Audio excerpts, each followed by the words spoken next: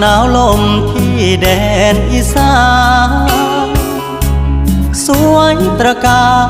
ดอกอ้อบานเป็นทิวขาวลงเหมือนปุยสำลีแต้มแต่งสีทั่วแนวฝั่งโขงแววแผ่วพินตะลิดติดตกเรือน้อยล่องโคงผู้บ่าวเว้า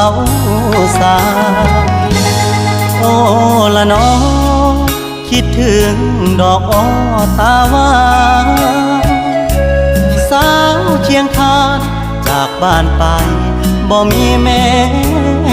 ข่าสายันคำแลแดดอ่อนแสงเขาเคยหยอกเย้าสัญญาทางกลางลมหนาวว่าเจ้าบ่ลืมหนุ่มน้อยเชียงคาน